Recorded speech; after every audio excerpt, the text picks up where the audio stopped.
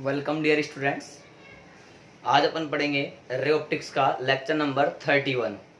और जैसा कि आपको पता है अपन ने लेंस स्टार्ट कर दिया। लेंस में काफ़ी बातें अपन ने करी हैं। आज अपन लेंस को ही आगे बढ़ाते हुए उसमें पढ़ने वाले हैं टॉपिक पावर ऑफ लेंस, है ना। तो अपन बात करते हैं बच्चों, बिना टाइम खर्च करे आप हेडिंग लगाइए पावर ऑफ लेंस और मिरर, है ना। लेंस या दर्पण की शक्ति, हिंदी में लिख देता हूं बच्चों मैं, लेंस या दर्पण की शक्ति या क्षमता, कुछ भी कह सकते हैं आप इसको हिंदी में, ठीक है। बात समझना। अब ये लेंस और जो मिरर होता है उसकी पावर के बारे में अगर बात कर रहा है तो बात समझो बच्चों। भैया लेंस और मिरर एक्चुअल में करते क्या है? सर लाइट आती है लेंस पर या फिर मिरर पर, जैसे ही वो इंसिडेंट होती है तो वो जैसे जाना चाहती थी वैसे ना जाकर के डेविएट हो जाती है। इसका मतलब ये हुआ कि सर लेंस और मिरर जो होते हैं उनका काम कहीं ना कहीं लाइट रेज को बेंडिंग करना होता है। बट अलग अलग लेंस और अलग अलग जो मिरर्स होते हैं उनकी ये वाली कैपेसिटी, कौन सी वाली कैपेसिटी? ये वाली, बोले तो लाइट रेज को बेंडिंग करने वाली जो कैपेसिटी होती है वो भी अलग अलग होती है। Then we can say that the capacity of bending of light rays by the lens और mirror is called power of lens और मिरर। कहने का मतलब कि प्रकाश की जो किरणें होती हैं उनको अभिसारी यानी मिलाने वाले, अभिसारी या अपसारी करने की जो क्षमता होती है किसके द्वारा? लेंस और दर्पण के द्वारा। उसको क्या कहते हैं बच्चों अपन? बोलिए, लेंस की क्षमता कहते हैं। यानी जो जितना ज्यादा बेंडिंग करेगा उसकी पावर उतना ज्यादा होगी। आइए बात करते हैं, जैसे पहले अपन इसकी डेफिनेशंस लिख देते हैं। तो the capacity of bending light rays by lens or mirror is called power of lens और mirror। ओके, जैसे अपन एग्जांपल ले लें बच्चों। आइए, जैसे मैंने कहा कि ये एक कॉन्वेक्स लेंस है, समझना। कौन सा लेंस है बच्चों? कॉन्वेक्स। कन्वर्जिंग लेंस होता है। हमने कहा कि इस पर कोई लाइट रे जो है वो पैरेलल इंसिडेंट हुई। ओके, हमें पता है कि सर जब भी किसी कॉन्वेक्स लेंस के लिए parallel to the light rays आती है, कॉन्वेक्स हो या कॉनकेव, कुछ भी बोलो, पैरेलल। पैरेलल किसके बच्चों? प्रिंसिपल एक्सिस के। अगर कोई लाइट रे प्रिंसिपल एक्सिस के पैरेलल आकर के लेंस पर इंसिडेंट होती है, देन आफ्टर रिफ्रैक्शन कहां से पास होती है बच्चों? फोकस से पास होती है। तो मान लेते हैं कि यहां से यहां तक की जो डिस्टेंस है वो है फोकल लेंथ। बट ये केस 1 है, इसमें फोकस को F1 नाम दे दिया और इस डिस्टेंस को दे दिया F1। तो कहने का मतलब इस लाइट रे को जाना था ऐसे, बट बच्चों ये घूम गई ऐसे। तो इसका मतलब ये अगर इधर जाना चाहती थी लेकिन इधर आ गई, तो मतलब ये डेविएशन हो गया, जिसको हमने नाम दे दिया डेल1। माना कि कोई दूसरा कॉन्वेक्स लेंस है, बात समझना। मान लिया कि कोई दूसरा कॉन्वेक्स लेंस है, सेकंड केस की बात कर लेते हैं।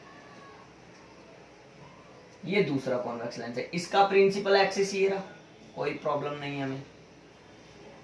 ओके, लाइट रे फिर से पैरेलल इंसिडेंट हुई, बट लेंस दूसरा है तो इसकी कैपेसिटी लाइट रे को मोड़ने की अलग होगी।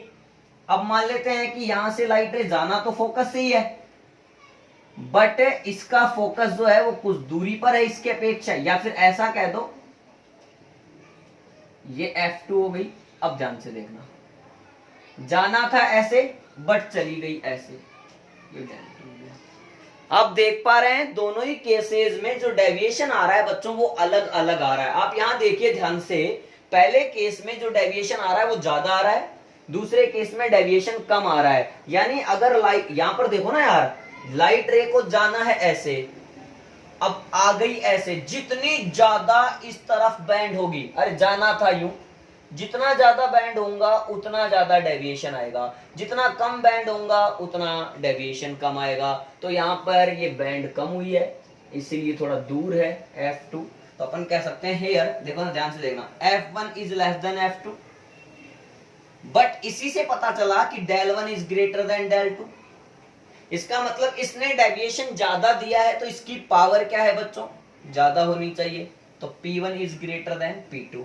अच्छा, यहीं से समझ में आ गया कि अगर पहले केस में पावर ज्यादा है तो उसकी फोकल लेंथ कम है, then we can say that hence it is clear that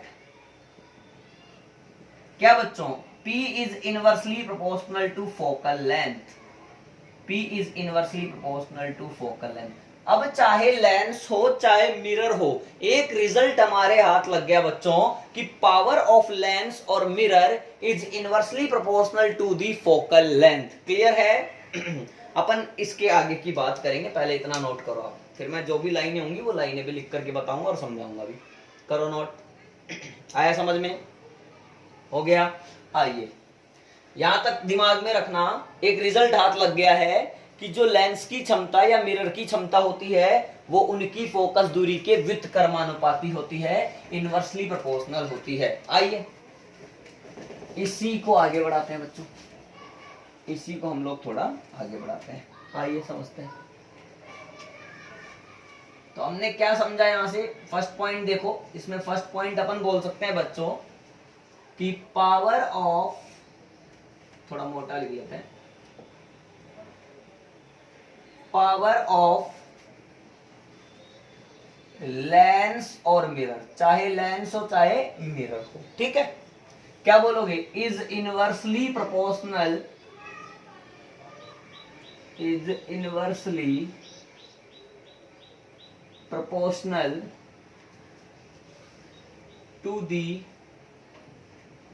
focal length of lens और मिरर। पहली बात यह है, समझ लो। सेकंड बात बच्चों, हमने अभी तक जो लेंस है और मिरर है उसको पढ़ लिया है। अब लेंस और मिरर में अपन जानते हैं कि लेंस होता है कॉन्वेक्स और कॉनकेव, मिरर भी होता है कॉन्वेक्स और कॉनकेव। बट अब ध्यान से देखें तो इसमें एक वैरायटी चलेगी कन्वर्जिंग और एक वैरायटी चलेगी डाइवर्जिंग। कन्वर्जिंग का मतलब क्या हो गया बच्चों? मिलाना, कन्वर्ज करना लाइट रेज को। डाइवर्जिंग का मतलब क्या हो गया? लाइट रेज को डाइवर्ज करना यानी फैलाना। क्लियर है? तो जो कन्वर्जिंग नेचर के लेंस और मिरर होंगे उनकी पावर होगी पॉजिटिव, बात समझना। और जो डाइवर्जिंग नेचर के लेंस और मिरर होंगे उनकी पावर होगी बच्चों नेगेटिव। मैं लिख देता हूं यहां पर सेकंड पॉइंट और समझा भी दूंगा। फॉर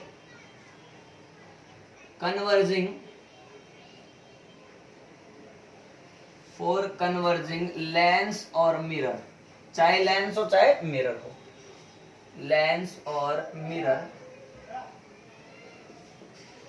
पावर इज पॉजिटिव, ठीक है? नीचे इसी में लिख लेते हैं फॉर डाइवर्जिंग लेंस और मिरर, यानी ये हो गया अभिसारी और ये हो गया अपसारी mirror, power is negative. Okay बच्चों, बात समझ आ रही है? अब अपन एक एक एग्जांपल की बात करते हैं। आइए, मैंने कहा जैसे पहला इसमें ए पॉइंट ले लेते हैं, कॉन्वेक्स लेंस। इसकी बात करी मैंने पहले, कॉन्वेक्स लेंस। अब आप देखना, ये मेरे पास कॉन्वेक्स लेंस है, मैं सारे समझा दूंगा अभी, ठीक है? ठीक है बच्चों, ये कॉन्वेक्स लेंस है। आप लोगों को पता है कि सर इसकी जो फोकल लेंथ होती है वो क्या होती है? पॉजिटिव होती है, सही है ना? तो जैसे मान लो लाइट रेज ऐसे पैरेलल ले लें, देख समझ लो,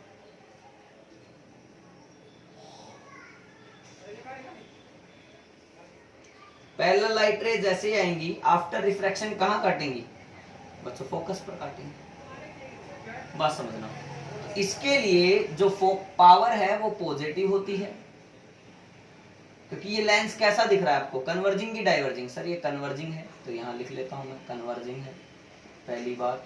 तो पावर कैसी हो गई? पॉजिटिव। अच्छा यहाँ पर फोकल लेंथ भी कैसी होती है बच्चों? पॉजिटिव होती है ना, कॉन्वेक्स लेंस। ये ए पॉइंट आपका। बी पॉइंट की बात करूं, कॉन्वेक्स मिरर, ठीक है। अब कॉन्वेक्स मिरर क्या होगा, आ जाइए, ये कॉन्वेक्स मिरर है जहां पर अंदर पॉलिश होती है ना। अब हम लोगों को पता है इस पर लाइट रे आती है, आफ्टर रिफ्रैक्शन ये इसको फैला देता है, यानी इस तरह से। तो ये डाइवर्जिंग हुआ कि कन्वर्जिंग हुआ? सर ये तो डाइवर्जिंग हुआ, तो इसका मतलब ये डाइवर्जिंग है। ये कैसा है बच्चों? डाइवर्जिंग है। अच्छा इसकी पावर कैसी होगी? नेगेटिव होगी। पावर कैसी होगी इसकी? नेगेटिव होगी। अच्छा बच्चों इसकी फोकल लेंथ की अगर मैं बात करूं, तो फोकल लेंथ इसकी कैसी होगी? पॉजिटिव होगी।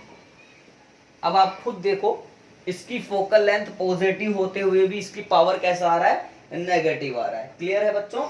आई समझ में बात? इसी तरह से अपन बात करेंगे कॉनकेव लेंस और कॉनकेव मिरर की। पहले इतना नोट करें आप फटाफट से, कर लो बच्चों। मैं ऊपर की 2 लाइन मिटाऊं? ओके, आइए मैं COD ऊपर बना रहा हूं, आप देखना। COD, सी मैंने कहा बच्चों कॉनकेव लेंस। ओके, पहले ये डिसाइड करो कि ये कन्वर्जिंग है या डाइवर्जिंग है, फिर काम हो जाएगा, फिर कुछ नहीं है। ये लो, ये लो, ये प्रिंसिपल। मान लो लाइट रे ऐसे आ गई, क्या दिक्कत है यार? ऐसे फैलाएगा कि नहीं फैलाएगा? बोलो आया ना। तो इसका मतलब ये तो डाइवर्जिंग हुआ। सर अगर ये डाइवर्जिंग है, ये कैसा है? डाइवर्जिंग है, तो डाइवर्जिंग की पावर कैसी होगी? नेगेटिव। समझ में आई बात? लेकिन कॉनकेव जो हमारा लेंस होता है, उसकी फोकल लेंथ भी कैसी होती है बच्चों? नेगेटिव। आ गई क्या बात समझ में? इसी तरह से अगर मैं बात करूं डी पॉइंट की, कॉनकेव मिरर, समझ लो, तो कॉनकेव मिरर कुछ इस तरह का होगा। अरे हाँ या ना? ये लो, लाइट रे ऐसे आएगी, ये कन्वर्ज कर देगा, इसका मतलब ये तो कन्वर्जिंग हुआ। वाओ, तो ये कन्वर्जिंग कह दो, ये कन्वर्जिंग है साहब। ओके, तो पावर कैसी हो जाएगी इसकी? पॉजिटिव हो जाएगी। अच्छा इसका फोकस कैसा हो जाएगा? नेगेटिव हो जाएगा, यानी फोकल लेंथ कैसी होगी इसकी? नेगेटिव हो गई। बात समझ में आ रही है क्या बच्चों?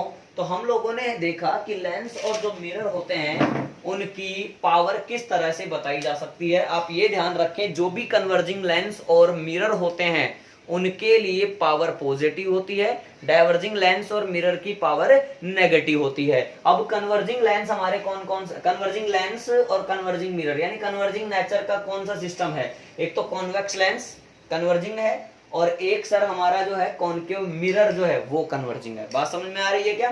कॉन्वेक्स तो लेंस है ना, उत्तल तो दर्पण, सॉरी उत्तल तो लेंस और अवतल दर्पण, यानी convex lens and concave mirror are converging, और convex mirror and concave lens are diverging. Clear?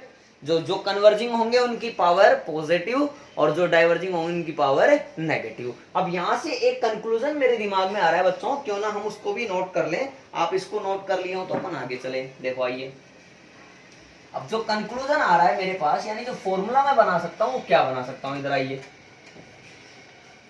भैया, सीधी सी बात है कि यहां से मुझे समझ में आ गया, हैंस क्लियरली देखना, power of lens we can say that 1/f lens, यानी लेंस की जो पावर होती है वो 1 फोकल लेंथ ऑफ लेंस होती है। बट पावर ऑफ मिरर जो है, ध्यान से देख लो आप, माइनस ऑफ 1/f मिरर। देख लो सर, आप जो डायग्राम बनाए हैं उनसे देख सकते हैं, यही फॉर्मूला फिट होने वाला है। क्लियर? अब बात आती है बच्चों कि सर यहाँ पर ठीक है, हमने पावर ऑफ लेंस और पावर ऑफ मिरर की बात तो कर ली। अब अगर ये एक कोई फिजिकल क्वांटिटी है, अगर ये कोई भौतिक राशि है, तो सर इसका यूनिट भी होना चाहिए। तो मैंने कहा बिल्कुल है। तो यूनिट क्या होता है, जरा हम इसकी भी बात कर लेते हैं। तो unit of unit of power of lens और मिरर इज डायोप्टर। क्या होता है बच्चों? डायोप्टर, जिसको किससे डिनोट किया जाता है? डी से। क्लियर? अच्छा, जो 1 डायोप्टर होता है वो 1 मीटर इनवर्स होता है, 1 मीटर इनवर्स होता है। क्लियर? अब आगे आते हैं। मान लीजिए कि आपको फोकल लेंथ जो है बच्चों, चाहे लेंस की हो चाहे मिरर की हो, फोकल लेंथ आपको किस में दे रखी हो? सेंटीमीटर में दे रखी हो। फिर क्या करेंगे? इफ, मैं लिख रहा हूं, focal length is given in centimeter,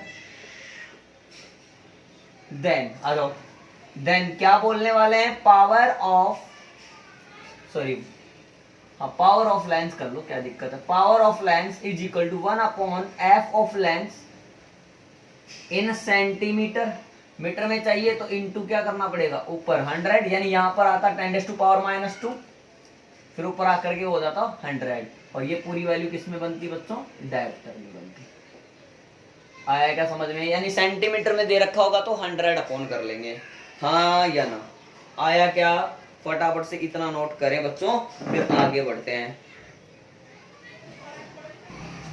हो गया बच्चों, कर लिए नोट? अब आइए, अब अपन एक क्वेश्चन करते हैं, ठीक है? पावर ऑफ लेंस सीख ही लिया है तो क्यों ना एक क्वेश्चन किया जाए।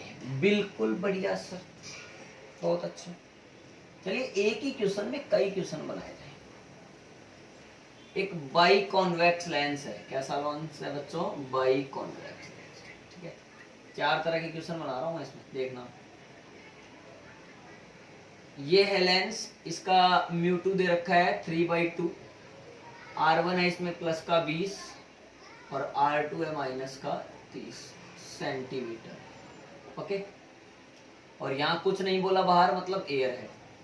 बात समझ? By convex lens, find power, power find करनी है for following cases. Second point हमारा ये है, ठीक है? सेकंड पॉइंट वही कॉन्वेक्स लेंस है, μ2 बराबर 3/2 है, R1 है प्लस का 20 सेंटीमीटर, R2 है माइनस का 30 सेंटीमीटर। तीसरा केस, अच्छा यहाँ पर μ1 क्या है सर? यहाँ पर वोटर है तो μ1 की वैल्यू दे रखी है 4/3, यानी जो बाहर वाला है वो कितना है? 4/3 है।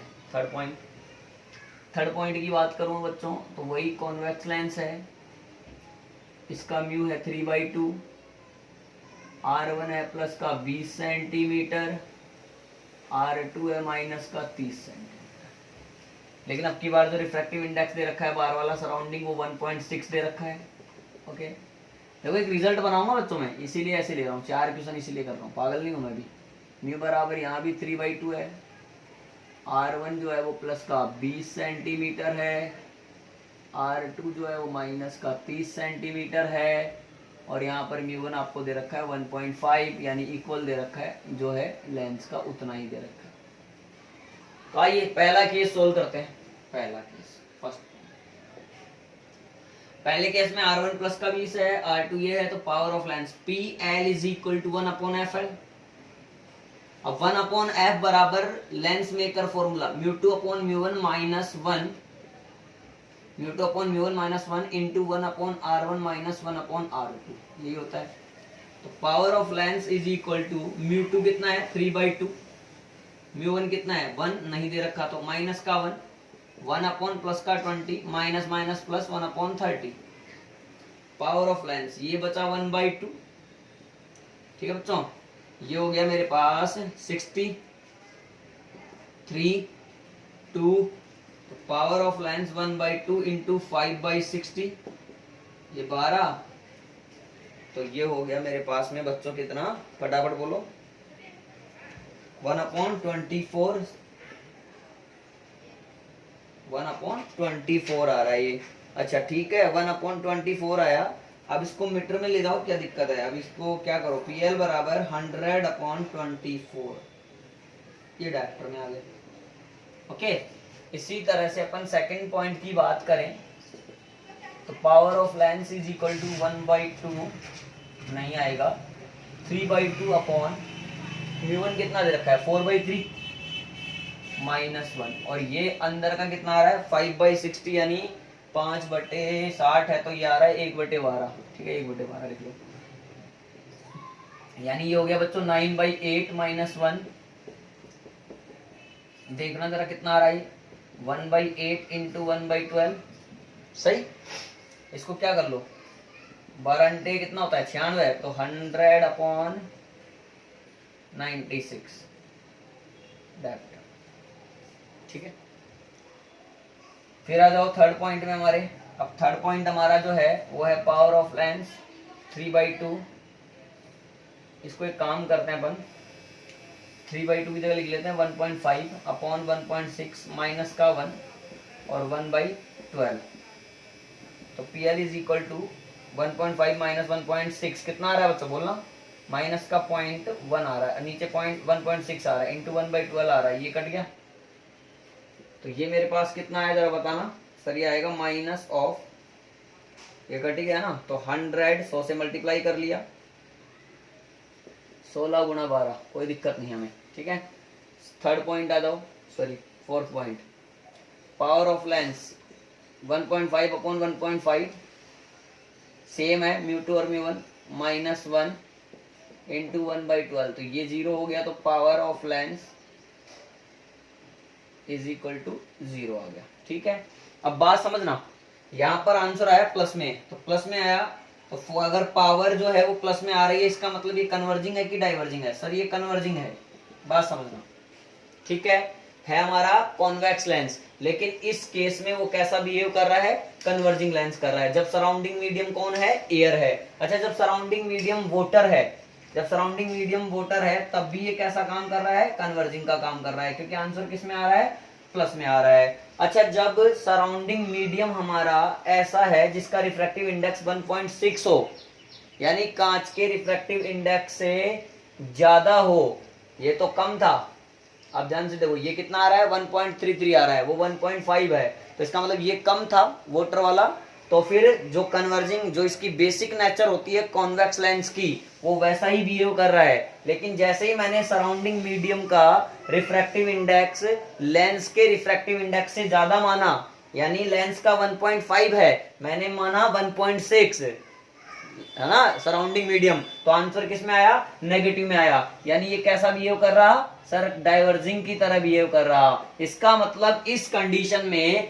फॉर द सेम क्वेश्चन जैसे ही मैंने सराउंडिंग मीडियम चेंज करा, चेंज करने से मतलब क्या हुआ सर, जैसे ही मैंने सराउंडिंग मीडियम को जो रिफ्रैक्टिव इंडेक्स है वो लेंस के रिफ्रैक्टिव इंडेक्स से ज्यादा ले लिया, तो सीधी सी बात है कॉन्वेक्स लेंस की नेचर बदल गई। अरे सर याद आया, आपने पहले भी एक ऐसा नोट लिखाया था और आज प्रूव कर डाला, आपने लिखाया था if refractive index of surrounding medium is greater than the refractive index of material of the lens, then nature of lens changes। यानी कहने का मतलब जब बाह्य माध्यम का अपवर्तनांक लेंस के अपवर्तनांक से अधिक होता है तो लेंस की प्रकृति बदल जाती है, यानी जो कन्वर्जिंग है वो डाइवर्जिंग बन जाता है, और अगर जो डाइवर्जिंग है वो कैसा बन जाता है, कन्वर्जिंग बन जाता है। क्लियर है, तो यहाँ पर कॉन्वेक्स लेंस जनरली कन्वर्जिंग होता है, बट जैसे ही मैंने सराउंडिंग मीडियम की वैल्यू जो है, सराउंडिंग मीडियम इस तरह से रखा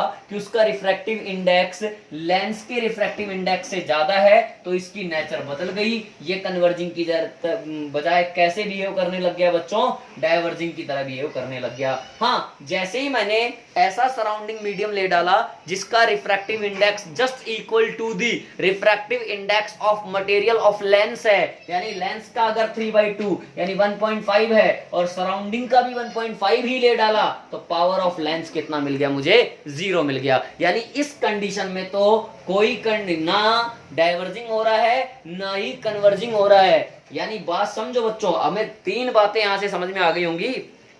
if refractive index of surrounding medium is less than, कम की बात कर रहा हूं पहले, यानी वाटर वाली बात कर रहा हूं, ऐसे समझ लो। If refractive index of surrounding medium is less than refractive index of material of lens, then convex lens behave as converging lens, सही, and concave lens behave as diverging lens. जो होता है वही बात बोली है, लेकिन जैसे ही सराउंडिंग मीडियम का रिफ्रैक्टिव इंडेक्स ज्यादा हुआ तो convex lens behave as diverging lens and concave lens behave as converging lens. Clear? अच्छा, जैसे ही रिफ्रैक्टिव इंडेक्स इक्वल हुआ there is no converging and diverging. आया समझ में? फटाफट से नोट करो, फिर अपन यहाँ पर एक नोट का पॉइंट बना लेंगे और कुछ नहीं है, फिर खत्म करते हैं इसको, फिर आगे बढ़ जाएंगे, है ना, नेक्स्ट टॉपिक पर आ जाएंगे बच्चों। कर लिया? आइए आइए प्यारे बच्चों आइए।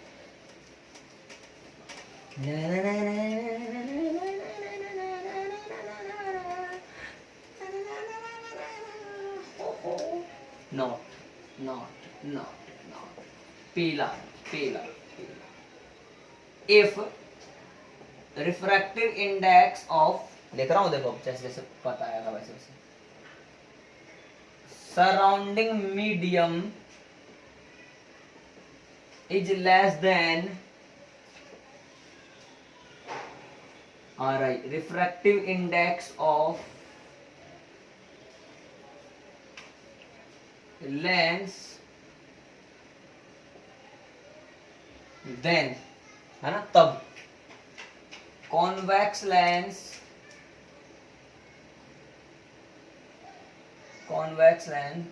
behave as converging lens and concave lens behaves as diverging lens।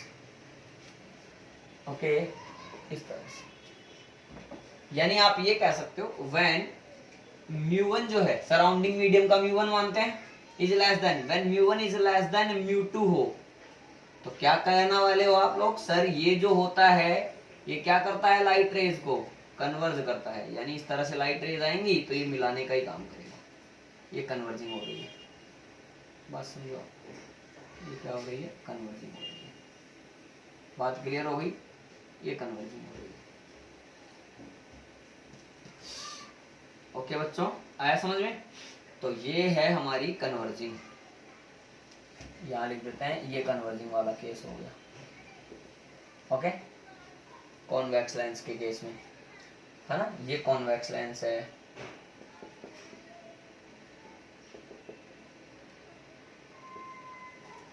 Second बात करूं मैं किसकी बच्चों?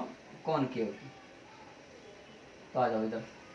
सर जैसे ही लाइट रे इस पर इंसिडेंट होगी, आफ्टर रिफ्रैक्शन इसको क्या करेगा? डाइवर्ज करेगा, क्योंकि यहाँ पर μ1 की वैल्यू क्या है? μ2 से कम है। तो ये हमारा कॉनकेव लेंस है, इसको क्या कहेंगे अपन? Concave lens. और ये कैसा काम कर रहा? डाइवर्जिंग लेंस की तरह काम कर रहा। कोई प्रॉब्लम ही नहीं है हम लोगों को। बात समझ में आ गई क्या? अब उल्टा करते हैं। इफ इसी में चेंज करूंगा बच्चों, आप नोट करते जाइए, मैं इसमें चेंज करता रहूंगा। इफ सेकंड पॉइंट लिख रहा हूं नोट का, if refractive index of surrounding medium is greater than refractive index of lens, then convex lens behave as diverging lens, उल्टा system, and concave lens behave as converging lens। यानी μ1 की value जब μ2 से ज्यादा होगी तो उल्टे का मतलब क्या हुआ? सर जो आपका कॉन्वेक्स लेंस है वो क्या करने लग जाएगा? सर वो लाइट रेज को डाइवर्ज करने लगेगा, यानी फैलाने लगेगा, यानी nature of lens changes, lens की प्रकृति बदल जाएगी। कॉन्वेक्स लेंस लेकिन कैसा बच्चों? अब की बार इस केस में सर ये डाइवर्जिंग। इसी तरह से अगर मैं इसकी बात करूं, यानी कॉनकेव की बात करूं, तो कॉनकेव क्या करने वाला है? सर कॉनकेव कुछ नहीं है, अब की बार लाइट रेज को मिलाने का काम करेगा, कन्वर्ज करने का काम करेगा। ये देखो मिलाया, आया ना? तो कॉनकेव लेंस, बट कैसा बच्चों? Converging lens. इस कंडीशन में जब सराउंडिंग मीडियम का रिफ्रैक्टिव इंडेक्स लेंस के रिफ्रैक्टिव इंडेक्स से ज्यादा होगा तब। थर्ड पॉइंट क्या है? जब दोनों इक्वल हो जाए, refractive index of surrounding medium is equal to the equal to the refractive index of lens, then अब इसको पूरा मिटा देता हूं, then there is no converging and diverging, ना तो अभिसरण होगा और ना कोई अपसरण होगा, यानी ना कोई फैलाव होगा लाइट रेज का और ना लाइट रेज मिलेंगी। यानी आप कह सकते हो व्हेन μ1 इज इक्वल टू μ2, तो किस तरह का सीन बनने वाला है। कॉन्वेक्स लेंस की बात करूं तो भी वैसा ही, लाइट रेज जैसे आएंगी वैसे निकलेंगी, कोई दिक्कत नहीं है। इसमें भी बच्चों ये तो कॉन्वेक्स लेंस है आपका, ये कैसा लेंस है, कॉन्वेक्स लेंस है, और यहाँ कॉनकेव लेंस बना डालो, तो लाइट रेज जैसे आएंगी वैसे निकाल देना, कोई प्रॉब्लम वाली बात नहीं है। आया समझ में बच्चों। इस तरह से ये आपके नोट के भी 3 पॉइंट कंप्लीट हो गए। फटाफट से इतना नोट कर लो, आगे बढ़ते हैं। हो गया बच्चों। अब आइए, अब देखिए कुछ स्पेशल केसेस अपन पढ़ेंगे, बोर्ड के पॉइंट ऑफ व्यू से भी इंपॉर्टेंट है और वैसे भी हम लोगों के लिए इंपॉर्टेंट है। आइए हेडिंग नोट करिए, special cases, special cases, okay. Case first, कई तरह की बातें पढ़ेंगे। दो लेंसों को एक साथ सटा कर रख दिया जाए तो फिर नेट फोकल लेंथ कैसे निकालेंगे, नेट पावर कैसे निकालेंगे। दो लेंसों को एक दूसरे से कुछ डिस्टेंस पर रख दिया जाए तो net power, net focal length, इस तरह की बातें। लेंस को काट दिया जाए, प्रिंसिपल एक्सिस के अलोंग काट दिया जाए या प्रिंसिपल एक्सिस के परपेंडिकुलरली काट दिया जाए तो फिर क्या होगा, इस तरह की कुछ बातें अपन पढ़ने वाले हैं। तो केस फर्स्ट में आप आ जाइए, ये अपने बोर्ड का टॉपिक भी है बच्चों। कॉम्बिनेशन ऑफ, सबसे पहले अपन कॉम्बिनेशन देखते हैं। Combination of thin lenses in contact. अपने सिलेबस में जो लेंस है वो कैसे है बच्चों, थिन है। तो combination of thin lenses in contact, यानी पतले लेंसों का संयोजन, ये हमारा केस फर्स्ट है। क्लियर है। अब इसमें भी हम 2 पार्ट करेंगे। तो पहला पार्ट है A point, when lenses are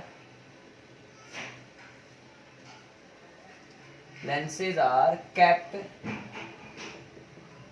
in contact to each other। ये पॉइंट क्या हो गया, जब लेंसों को एक दूसरे के संपर्क में रखा जाए। ठीक है। अब लेंस 2 प्रकार के, कॉन्वेक्स और कॉनकेव, तो इसमें भी पहला पॉइंट ले लो, if both lenses are convex. पहला ऐसा कैसे लेना, क्योंकि बोथ लेंसेज आर कॉनकेव लोगे तो भी कोई प्रॉब्लम नहीं है, क्योंकि कॉन्वेक्स लेंस की फोकल लेंथ पॉजिटिव और कॉनकेव लेंस की फोकल लेंथ नेगेटिव। तो यहाँ पर अभी दोनों ही पॉजिटिव हैं, और अगर कॉनकेव लेते तो दोनों नेगेटिव होती। तो if both lenses are convex. एक सेकंड पॉइंट इसमें हम ले लेंगे, एक कॉन्वेक्स और एक कॉनकेव। अभी दोनों कैसे मान लिए, कॉन्वेक्स। सबसे पहले डायग्राम बनाएंगे, थ्योरी की लाइनें सिखाऊंगा, उसके बाद में डेरिवेशन करेंगे इक्विवेलेंट फोकल लेंथ के लिए। आ जाइए समझते हैं। मैंने कहा कि मेरे पास एक कॉन्वेक्स लेंस ये रहा, ठीक है, जिसका नाम मैंने दिया L1, lens 1, okay.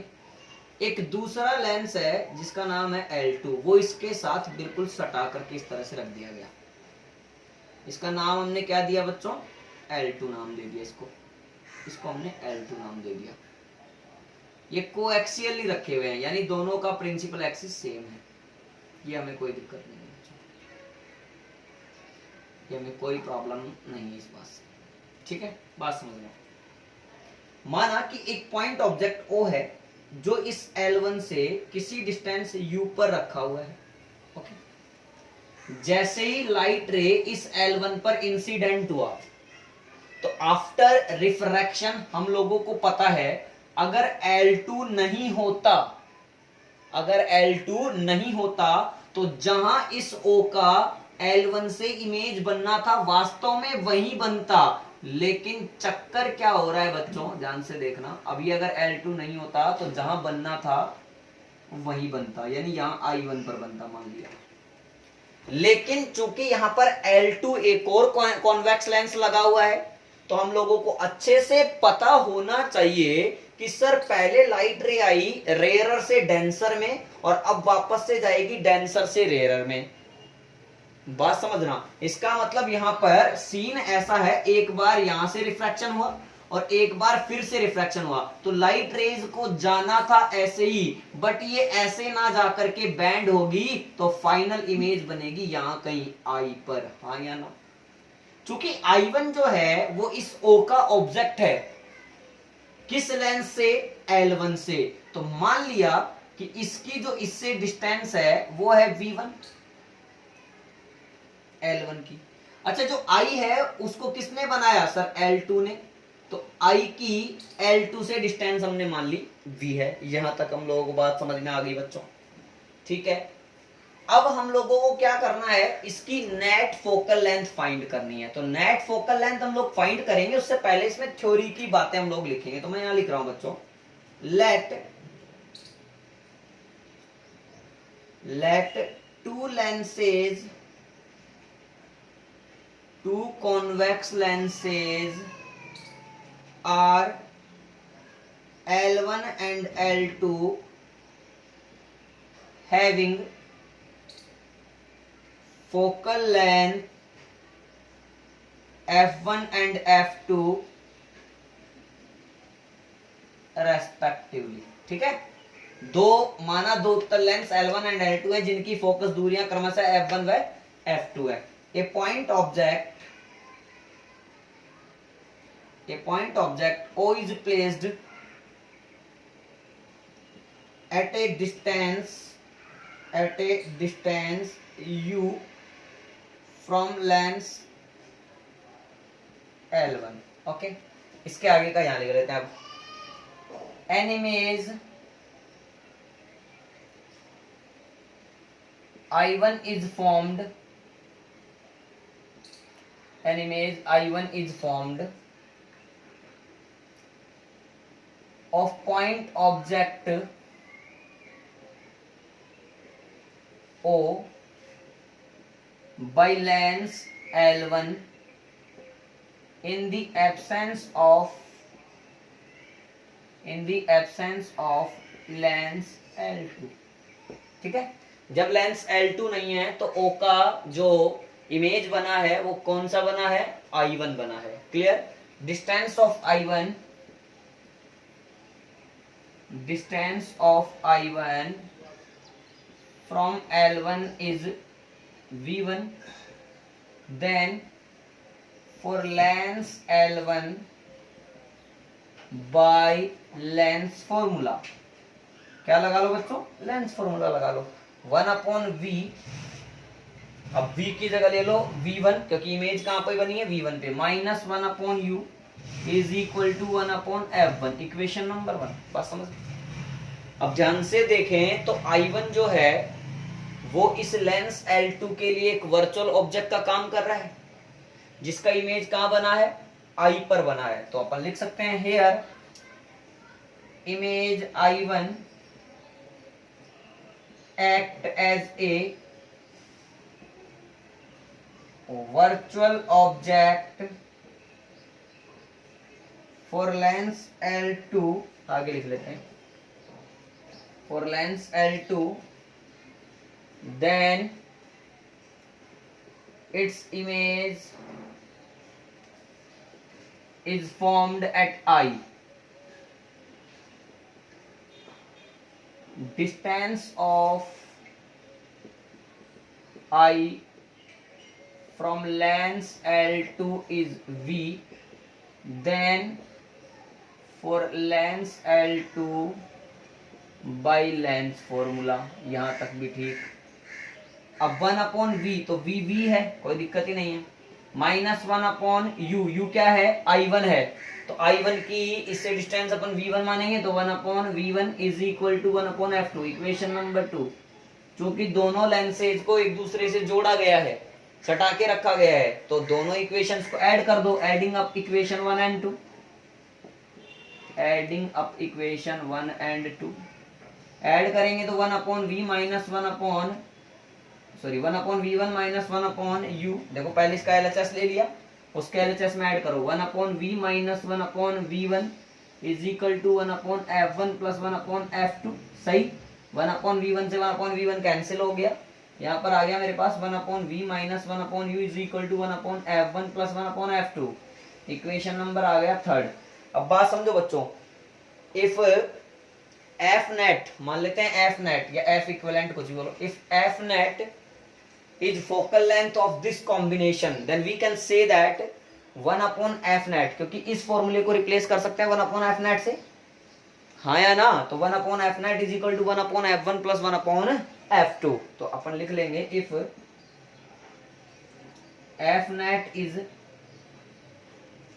Focal length of combination then 1 upon f net is equal to 1 upon f1 plus 1 upon f2, तो बेसिकली जो फॉर्मूला आ रहा है वो आ रहा है 1 upon f1 plus 1 upon f2, इस तरह का हमारे पास में बच्चों क्या आ रहा है, मेन फॉर्मूला आ रहा है। तो 1 upon F net is equal to 1 upon f1 plus 1 upon f2, अगर इसको वैसे सोल्व करें तो f1 f2 upon f1 plus f2 आ जाएगा। फटाफट इतना नोट करें, फिर मैं इसको आगे बढ़ाऊंगा, अभी थोड़ा और आगे बढ़ाऊंगा इसको, फटाफट नोट कर लें आप।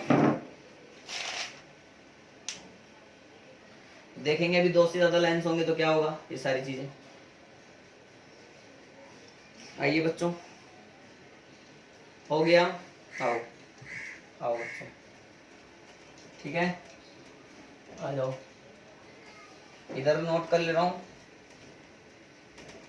देखो उसी फॉर्मूले को आगे बढ़ा रहा हूँ, इक्वेशन 4 को आगे बढ़ा रहा हूँ, और करके लिख रहा हूँ, है ना, और एफ नेट, इसको एलसीएम ले लो, आगे सोल्व करेंगे तो क्या आएगा, f1 f2 upon f1 plus f2, आएगा कि नहीं आएगा ना यार, इक्वेशन नंबर कितना हो गया ये, 5th।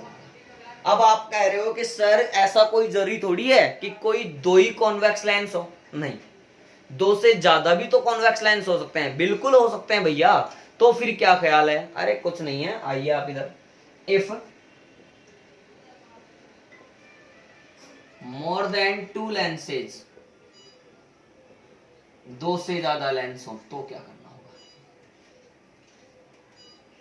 then ऐसे लिख सकते हैं, पावर ऑफ या नेट पावर ऑफ, ऐसे लिखूं, net power of combination is equal to the scalar sum of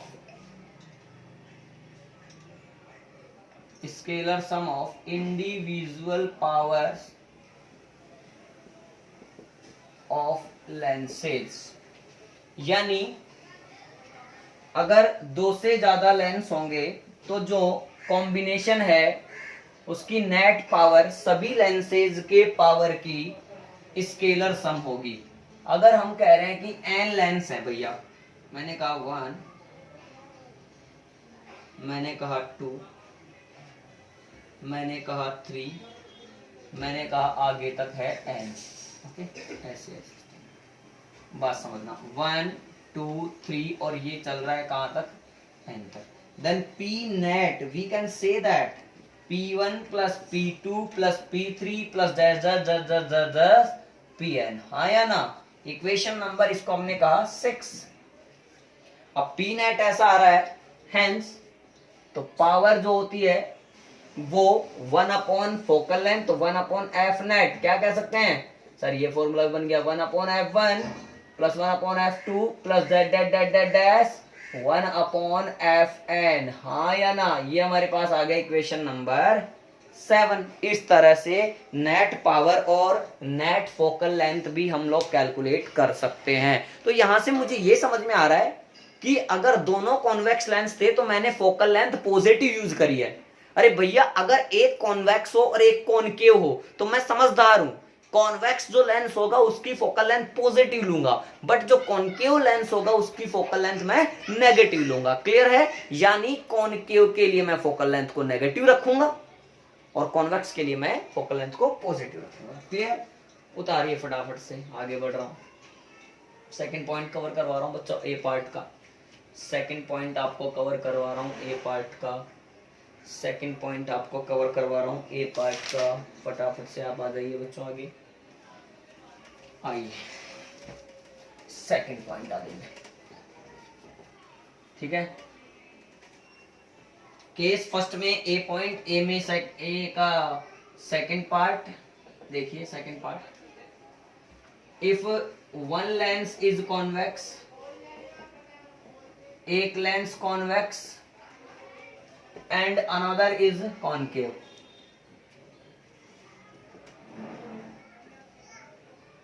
concave, okay. Let f1 be the focal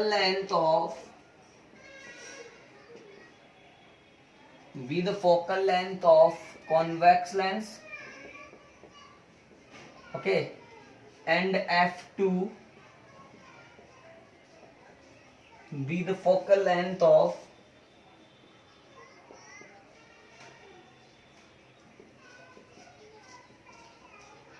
concave lens, then 1 upon f net is equal to 1 upon f1, f1 को positive लेंगे, plus 1 upon minus का f2, okay.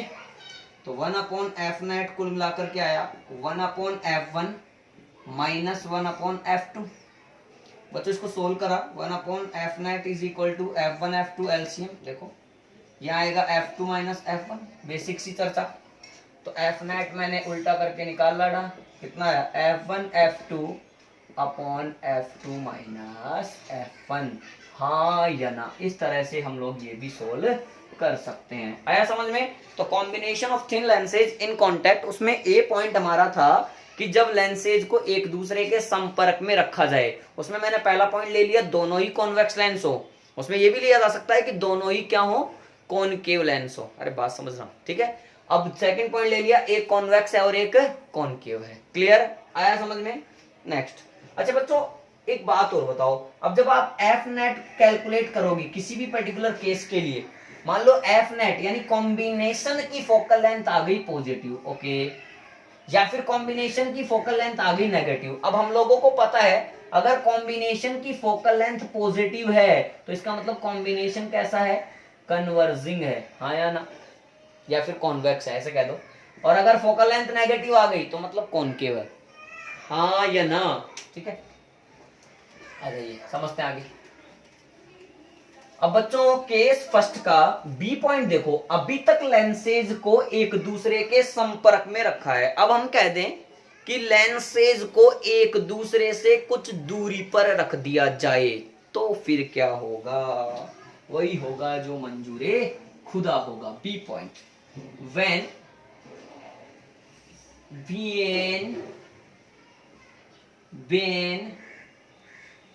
lenses are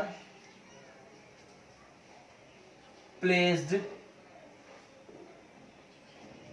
at a certain distance,